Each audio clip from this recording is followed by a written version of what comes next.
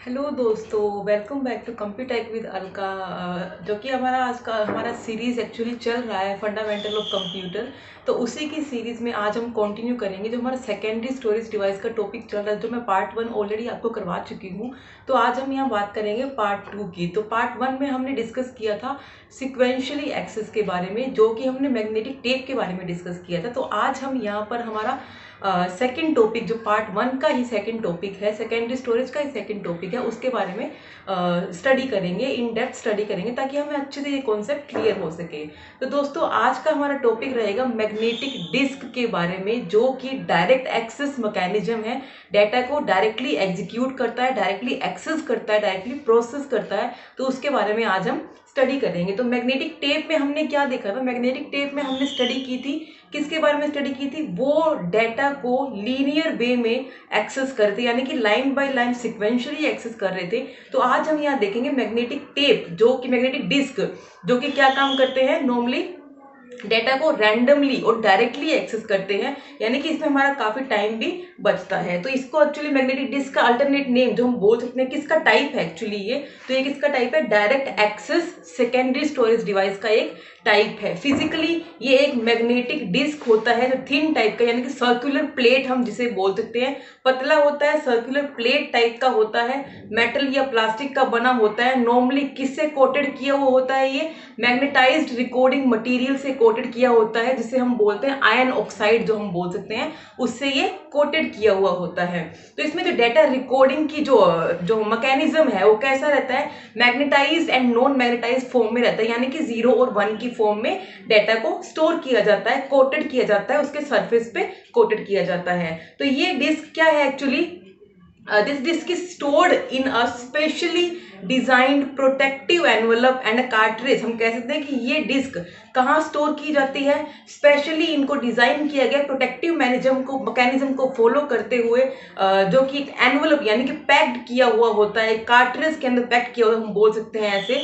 और several of them are stack together in a sealed, यानी कि काफी सारा जो बंच होता है वो एक कंबाइंड सील्ड किया हुआ होता है प्रोटेक्टेड फॉर्म में, जिससे कि ये हार्म ना हो सके। तो अगर हम बात करें इसके स्टोरेज ऑर्गेनाइजेशंस की, तो जो इसका कॉन्सेप्ट आता है ट्रैक एंड सेक्टर, डेफिनेटली आपने इसके बारे में नाम सुना होगा, जैसे कि आप डायग्राम में भी देख सकते हैं। यहाँ पर ट्रैक एंड सेक्टर, जो कि सर्कुलर वे में एक्चुअली जो हमारी मैग्नेटिक डिस्क होती है, उसमें क्या क्या होता है एक्चुअली, वो हम कंसीडर करेंगे अभी यहाँ पर, वो देखेंगे एक्चुअली। तो इसमें क्या रहता है एक्चुअली? तो जो इसका डिस्क का सरफेस होता है, वो डिवाइड किया हुआ होता है नंबर्स ऑफ ट्रैक्स में, यानी कि जो हमारा डिस्क है एक, उसको नॉर्मल राउंड राउंड सर्कल में उसको डिवाइड किया हुआ होता है, जिसे हम बोलते हैं ट्रैक, जो कि आपको डायग्राम में भी दिखाई दे रहा होगा। तो ट्रैक एक्चुअली नंबर्ड किए हुए होते हैं आउटर मोस्ट से लेके इनर मोस्ट तक। तो आउटर मोस्ट को हम 0 से रिप्रेजेंट करते हैं, इनर मोस्ट को, यानी कि जो भी हमारा लास्ट पॉइंट रहेगा, जो कि आपको डायग्राम में दिखाई दे रहा है, 200 यहाँ पर दिया हुआ है। ठीक है, तो इसमें यहाँ पर ये मेंशन किया हुआ है। नॉर्मली 0 से लेके 200 तक यहाँ पर एज्यूम डायग्राम में आपको शो किया हुआ है, जो कि इनर मोस्ट किसको रिप्रेजेंट कर रहा है? 200, यानी कि 190, क्योंकि 0 से स्टार्ट होता है। आउटर मोस्ट किसको रिप्रेजेंट कर रहा है? 0 को रिप्रेजेंट कर रहा है। And the number of tracks on a disk may be few or a less than or a small greater than 40 and more, यानी कि अप्रोक्सीमेट जो इसकी साइज की कैपेसिटी है, लो डेंसिटी है, या उनकी कैपेसिटी है, हाई कैपेसिटी है, उसके अकॉर्डिंग यहाँ पर ट्रैक्स होते हैं, यानी कि नंबर ऑफ ट्रैक्स कैसे दिए हुए होते हैं। तो उस कॉन्सेप्ट में हम देखते हैं कि मतलब डिपेंड करता है कि जो उसकी कैपेसिटी है, उसी के अकॉर्डिंग यहाँ पर ट्रैक होते हैं। मोस्टली 40 तो मिनिमम होते ही होते हैं, एंड मोर यहाँ पर कितने भी हो सकते हैं according to their capacity. Next अगर मैं बात करूं इसके स्टोरेज ऑर्गेनाइजेशन की, जो कि हमारा कंटिन्यू टॉपिक चल रहा है, तो इसमें जो मैंने अभी ट्रैक की बात की, जो सर्कल्स एक्चुअली होते हैं, उनको फर्दर डिवाइड किया जाता है सेक्टर्स में। तो यहाँ क्या रहता है? ईच ट्रैक इज फर्दर सब डिवाइडेड इनटू द सेक्टर्स। तो इसमें क्या रहता है? हर एक सेक्टर, यानी कि इसमें क्या रहता है? There are 8 and more sectors पर ट्रैक, यानी कि हर एक ट्रैक में 8 या उससे ज्यादा सेक्टर्स होते हैं। और मोस्टली एक सेक्टर क्या कंटेन करके रखता है? कितना बाइट कंज्यूम करता है एक्चुअली? कितना बाइट कंटेन करता है, 512 बाइट्स को कंटेन करके रखता है। तो इसमें ये नॉर्मली कॉन्सेप्ट रहता है। और सेक्टर का यूज क्या है यहाँ पर, ये किस पर्पज के लिए, this is design to read and write only whole sector at a time, यानी कि वो इकट्ठा एक सेक्टर को एक के साथ रीड करेगा, एक के साथ राइट करेगा। तो यहाँ पर ये कॉन्सेप्ट आता है।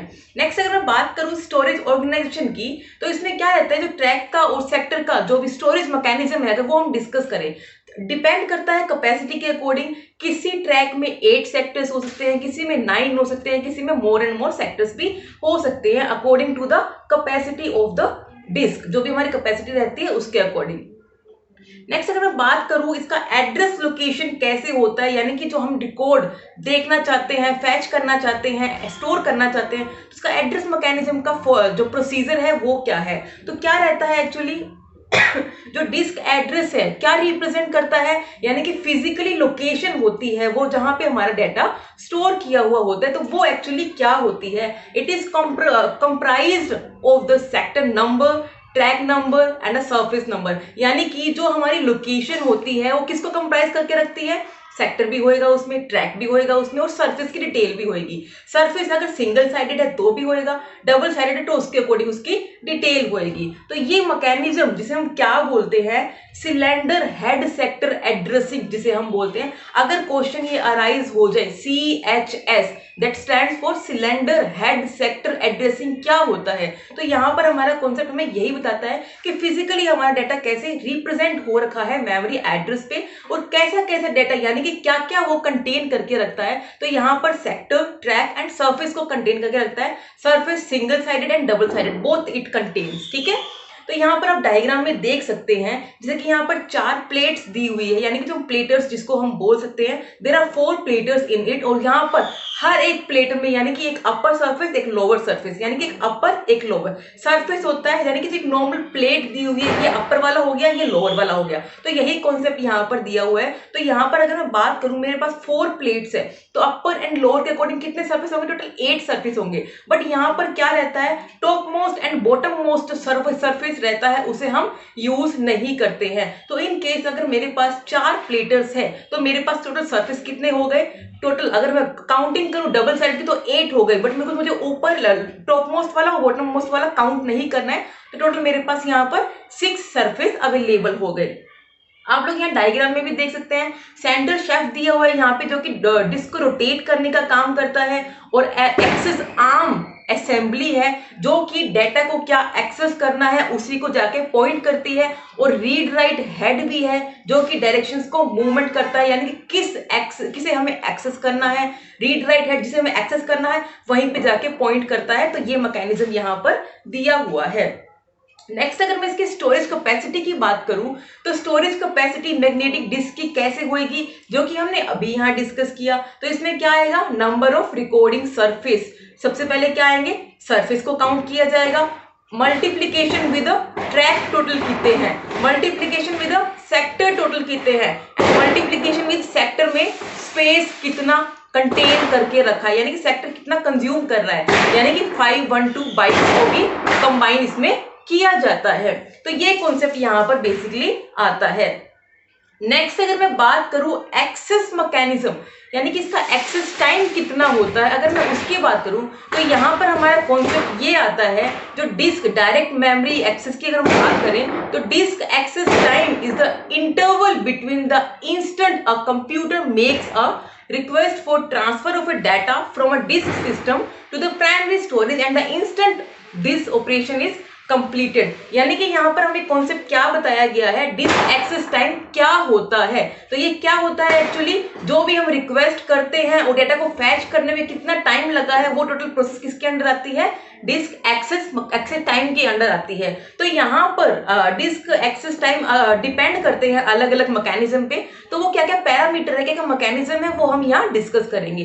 तो सबसे पहले आता है सीक टाइम। तो जहां पे भी सीक टाइम आ जाए, तो यानी कि वो ट्रैक को काउंट करेगा, यानी कि ट्रैक की जो भी स्पीड हम बोल सकते हैं, ट्रैक की जो डिजायर्ड लोकेशन है, यानी कि अगर कुछ ट्रैक को हमें मूव करना है from one track to another track, तो उस टाइमिंग का जो मूवमेंट का जो टाइम लगा है उसे हम क्या बोलते हैं, सीक टाइम बोलते हैं। तो इसमें क्या रहता है सीक टाइम में, it is the time required to position the read write head over the desired track, यानी कि from one track to another track जिस पे हमें जाना है डेटा को रीड करने के लिए, तो जितना टाइम ले रहा है वही यहाँ पर कॉन्सेप्ट आता है इस ट्रैक का।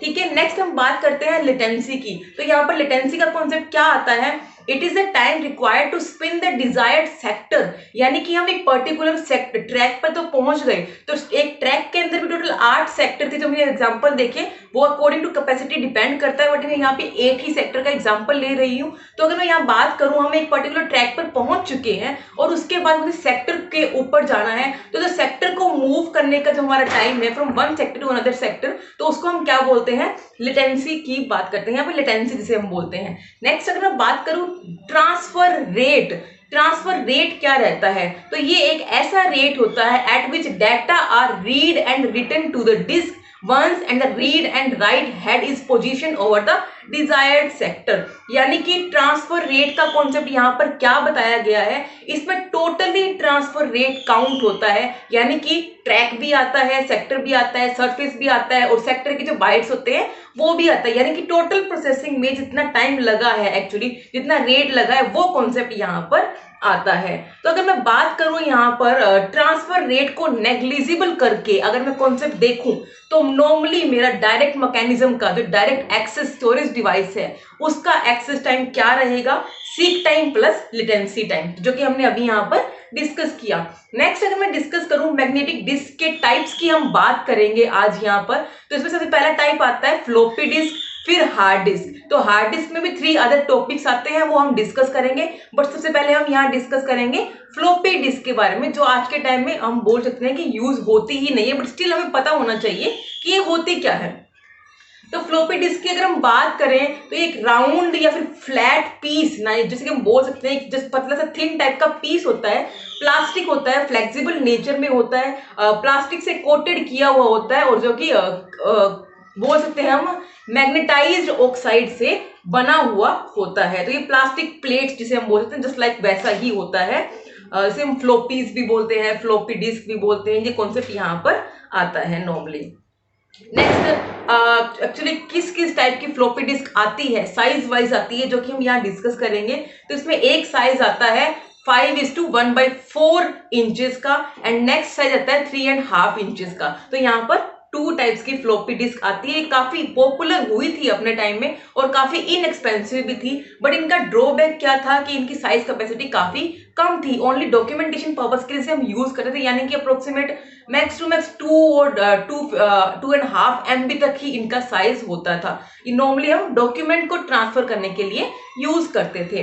तो यहाँ पर हम कॉन्सेप्ट देख रहे हैं 5:1/4 इंचेस फ्लॉपी डिस्क का जो स्ट्रक्चर आपको दिखाई दे रहा है यहाँ पर, जो आप देख सकते हैं। सबसे पहले यहाँ पर क्या है, मैन्युफैक्चरर लेबल, यानी कि जो जिसने बनाया उसका लेबल लगा हुआ होता है।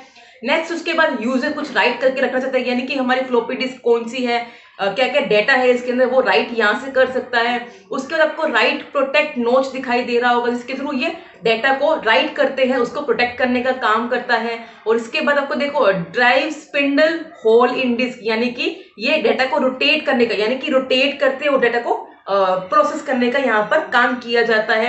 और उसके बाद जो आपकी आउटर साइड जो सर्कल है वो क्या है, एक जैकेट के जैसे काम करता है। And the last one is aperture in the jacket through which the read and write head makes direct contact with the disk surface. जो आपको ये दिखाई दे रहा है इसमें क्या रहता है, नॉर्मली ये एक जैकेट है जिसके through directly read write head क्या करते हैं, कॉन्टेक्ट करते हैं डिस्क सरफेस के साथ। तो ये कॉन्सेप्ट यहाँ पर बताया गया है। नेक्स्ट यहाँ पर आप देखिए 3.5 इंचेस की अगर हम बात करें तो उसमें हम कॉन्सेप्ट क्या देखते हैं, तो उसमें हमारा कॉन्सेप्ट हमें ये दिखाई देता है कि पहले तो आप यहाँ पर ड्राइव देख सकते हैं कि किस टाइप का ये ड्राइव होता है। यहाँ पर ये लाइट इंडिकेटर दिखाया हुआ है और ये इजेक्ट यानी कि फ्लॉपी को निकालने और डालने के लिए होता है। और ये एक ओपन होता है जस्ट लाइक CD ड्राइव जो ओपन होता है, जस्ट वैसे ही ये ओपन होता था। और नेक्स्ट यहाँ पे 3.5 इंचेस का स्ट्रक्चर बताया गया है। जो कि बेसिक है एक्चुअली, इन डेप्थ हमें जाने की जरूरत नहीं है। नेक्स्ट अगर मैं बात करूँ उनकी स्टोरेज कैपेसिटी की, तो स्टोरेज कैपेसिटी कैसा है जो कि आप चार्ट में देख सकते हैं। तो यहाँ पर क्या बताया गया है एक्चुअली, तो देखिए जैसे कि मैं बात करती हूँ साइज की, जो डायमीटर जो इंचेस में था, तो 5:1/4 इंचेस की अगर मैं बात करूँ, तो यहाँ पर नंबर ऑफ सरफेस 2 है, number of track only 40 track को ये कंटेन करते हैं, जिसमें कि 9 सेक्टर पर ट्रैक यहाँ पर होते हैं, और पर सेक्टर कंटेन्स 512 बाइट्स, जो ये कैपेसिटी कंटेन करता है 368640 इन बाइट्स ओनली, यानी कि 360 KB। तो यहाँ पर ये आप स्ट्रक्चर देख सकते हैं कि मैक्सिमम जो 3.5 इंचेस की जो फ्लोपी डिस्क है वो भी मैक्सिमम 2.88 MB को ही कंटेन करके रखता है। तो ये कॉन्सेप्ट यहाँ पर फ्लोपी डिस्क के बारे में आता है। नेक्स्ट अगर हम बात करें हार्ड डिस्क की, जो कि हम आज के टाइम में प्रॉपर यूज भी कर रहे हैं हमारे लैपटॉप में, हमारे सिस्टम में, पोर्टेबल भी, यानी कि इंडिविजुअल अलग से भी हम परचेज करके जिसे हम यूज करते हैं। तो हार्ड डिस्क का कॉन्सेप्ट हमें यहाँ क्या बताता है, वही सेम कॉन्सेप्ट है, मैग्नेटाइज ऑक्साइड से इसे कोटेड किया हुआ होता है। नॉर्मली इनकी रेंज होती है साइजेस वाइज अगर हम बात करें 1 to 14 इंचेस डायमीटर में अलग अलग ये हार्ड डिस्क आती है। तो यहाँ पर 3 टाइप्स आते हैं हार्ड डिस्क के, जो कि हम 1 by 1 डिस्कस करेंगे। नॉर्मली स्टोरेज पर्पस के लिए ही इसे यूज किया जाता है, जैसे हम सेकेंडरी स्टोरेज बात कर रहे हैं वही होता है ये। इसमें फर्स्ट आता है जिप डिस्क, सेकंड आता है disk pack, and the last one is Winchester disk. तो पहले हम बात करेंगे जिप डिस्क की। तो जिप डिस्क का कॉन्सेप्ट हमें यहाँ क्या बताता है, जिप डिस्क यानी कि एक सिंगल हार्ड डिस्क प्लेटर होती है, प्लास्टिक का ही बना हुआ होता है, नॉर्मली पोर्टेबल भी होता है और फिक्स टाइप का भी होता है। पोर्टेबल है ज्यादा बेटर है, क्योंकि हम इसे उसे मूव कर सकते हैं from one place to another place, और अगर वो फिक्स है तो मैन्युफैक्चरर के थ्रू ही फिक्स किया हुआ होता है, जिसमें हम कुछ चेंजेस नहीं कर सकते हैं, वो परमानेंटली स्टोर किया हुआ होता है। और पोर्टेबल यानी कि ड्यूरेबल, यानी कि जिसे हम बोलते हैं कि मूव कर सकते हैं, वो कॉन्सेप्ट यहाँ पर आता है। तो जिप डिस्क का कॉन्सेप्ट एक्चुअली यहाँ पर क्या आता है, एक्चुअली क्या कहता है, zip disk can be easily inserted removable from the zip drive, यानी कि जो ड्राइव हम यूज करते हैं उससे हम डायरेक्टली उसे रिमूव भी कर सकते हैं एंड डायरेक्टली इंसर्ट भी कर सकते हैं, just like a floppy disk only. ठीक है। नेक्स्ट अगर मैं बात करूं यहाँ पर डिस्क पैक की, तो जिप डिस्क में एक्चुअली क्या था, ये only single hard disk platter को यूज करता था, और यहाँ पर जिप पैक में क्या है, ये मल्टीपल हार्ड डिस्क प्लेटर को यूज करता है, यानी कि 2 और मोर हार्ड डिस्क प्लेटर को ये यूज करते हैं। यहाँ पर वही सेम कॉन्सेप्ट है, यहाँ पर रीड एंड राइट हेड होता है लाइक अ सरफेस, इसके थ्रू डाटा को रीड किया जाता है, राइट किया जाता है, वही सेम कॉन्सेप्ट यहाँ पर आ रहा है, जिसे हम रिमूव भी कर सकते हैं, इंसर्ट भी कर सकते हैं, यही सेम जो कि हमने ऑलरेडी देखा। उस यहाँ पर डिफरेंस एक्चुअली मेनली डिफरेंस क्या है, यहाँ पर 2 और मोर हार्ड प्लेटर्स को यूज किया जाता है। अब अगर मैं बात करूं विनचेस्टर डिस्क की, तो विनचेस्टर डिस्क भी कैसा है, डिस्क पैक के जैसा ही है, यहाँ पर भी 2 और मोर हार्ड डिस्क प्लेटर्स को यूज किया जाता है, और ये क्या करते हैं नॉर्मली वही सेम। एक्चुअली इसमें थोड़ा सा चेंजेस क्या दिया हुआ है, क्या होता है एक्चुअली, ये जो डिस्क ड्राइव्स है सील्ड फॉर्म में होते हैं, यानी कि कंबाइन किए हुए होते हैं। किस किस को कंबाइन किया हुआ होता है, यहाँ पे डिस्क प्लेटर को और डिस्क ड्राइव को कंबाइन किया हुआ होता है, यानी कि जो डिस्क प्लेटर है हमारा और डिस्क ड्राइव के अंदर हम जो डिस्क डालते हैं उनको कंबाइन किया हुआ होता है, सील्ड किया हुआ होता है, इकट्ठा किया हुआ होता है एक साथ। तो यहाँ पर ये डिफरेंस है और इन्हें अलग नहीं किया जा सकता है। तो यहाँ पर बेसिकली ये कॉन्सेप्ट विनचेस्टर डिस्क के अंडर आता है। अगर हम बात करें सेम नंबर ऑफ डिस्क, तो Winchester disk have largest storage capacity as compare with the disk pack. तो यहाँ पर Winchester is much better than disk pack, तो यहाँ पर ये कॉन्सेप्ट बताया गया है। तो बेसिक डिटेल थी मैग्नेटिक डिस्क के बारे में, सेकेंडरी स्टोरेज का जो कि एक टाइप है, सेकेंडरी स्टोरेज में डायरेक्ट का जो एक टाइप है, मैग्नेटिक डिस्क के बारे में हमने आज यहाँ स्टडी की। क्या क्या हमने स्टडी किया, मैग्नेटिक डिस्क होता क्या है, उसके types, floppy disk, hard disk क्या होते हैं, एंड हार्ड डिस्क के टाइप क्या होते हैं। तो बेसिकली अगर हम बात करें मैग्नेटिक डिस्क के एडवांटेजेस की, तो बेनिफिट इसके क्या क्या है वो हम डिस्कस करते हैं। तो ये क्या फैसिलिटी प्रोवाइड करवाता है, वाइड रेंज, यानी कि इसका स्टोरेज कैपेसिटी काफी ज्यादा होता है, काफी ह्यूज अमाउंट में होता है जो हम बोल सकते हैं। नेक्स्ट अगर मैं बात करूं डायरेक्ट एक्सेस डाटा को कर पा रहे हैं, यानी कि सपोज मेरे को फर्स्ट से लेके डायरेक्टली 7th पे जंप करना है, तो मैं डायरेक्टली डाटा को एग्जीक्यूट कर पा रही हूँ। अगर डायरेक्टली एग्जीक्यूट कर पा रही हूँ तो मेरा टाइम भी बच रहा है, तो यानी कि ये टाइम भी काफी बचाता है। ऑनलाइन एंड ऑफलाइन स्टोरेज दोनों के लिए ये अवेलेबल होता है। तो ये काफी लो कॉस्ट का होता है as compare with magnetic tape. हम अगर बात करें तो मैग्नेटिक टेप भी काफी लो कॉस्ट की ही होती है, बट यहाँ पर ये मैग्नेटिक डिस्क क्या फैसिलिटी प्रोवाइड करवा रहा है, लो कॉस्ट के साथ हाई स्टोरेज कैपेसिटी प्रोवाइड करवा रहा है। हालांकि यहाँ स्पीड काफी स्लो हो जाती है क्योंकि मैकेनिज्म को एक्सेस करने के लिए सीपीयू को प्राइमरी मेमोरी को रिक्वेस्ट करना पड़ता है। प्राइमरी मेमोरी फिर सेकेंडरी मेमोरी से डेटा को अपनी मेमोरी में लेके आती है। तो इसके लिए इसकी मैकेनिज्म स्पीड है, एक्सेसिंग जो स्पीड है वो काफी स्लो हो जाती है, बट स्टिल ये काफी बेटर है स्टोरेज कैपेसिटी के अकॉर्डिंग और जो इसकी कॉस्ट के अकॉर्डिंग अगर हम यहाँ पे बात करें तो ये काफी बेनिफिशियल होता है। साइज में काफी छोटी होती है, ये लाइट वेट भी होती है। फ्लॉपी डिस्क की अगर हम बात करें, जिप डिस्क की अगर हम बात करें तो ये कॉन्सेप्ट यहाँ पर आता है।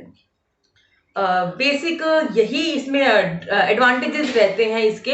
अगर इसके ड्रॉबैक्स की बात करें तो ड्रॉबैक्स का एक्चुअली अगर हम बात करें तो ये हार्डवेयर मैकेनिज्म का फेलियर होने का रिस्क इसमें ज्यादा रहता है। यानी कि हमें ध्यान रखना पड़ता है कि कहीं कोई हार्डवेयर फेलियर ना हो जाए। डस्ट फ्री एनवायरनमेंट में भी इसे रखना पड़ता है क्योंकि उस केस में भी हमें यहाँ पर प्रॉब्लम आ सकती है। इन केस अगर हम कुछ हमारा बैकअप हार्ड डिस्क या फ्लॉपी डिस्क में बना के रख देते हैं और फ्यूचर यूज के सोचते कि उसे यूज करेंगे, और इन केस के अगर वही कुछ हमारे जो बैकअप बनाया था वही फॉल्ट हो जाए, एक्चुअली कुछ प्रॉब्लम आ जाए इसमें, तो हमारा बैकअप इसमें लॉस भी हो सकता है। तो ये यहाँ पर इसके ड्रॉबैक्स रहते हैं। बेसिक यही इसमें डिटेल आती है मैग्नेटिक डिस्क के बारे में। तो नेक्स्ट लेक्चर में हम स्टडी करेंगे ऑप्टिकल डिस्क के बारे में, जिसमें CD, DVD, pen drive, memory card, SD card, तो उन सब के बारे में हम नेक्स्ट वीडियो में डिस्कस करेंगे। तब तक के लिए आप ये कॉन्सेप्ट अच्छे से समझे, और अगर आपको मेरा वीडियो अच्छा लगे तो लाइक करें, शेयर करें, सब्सक्राइब करें एंड कमेंट करना ना भूलें। Thank you.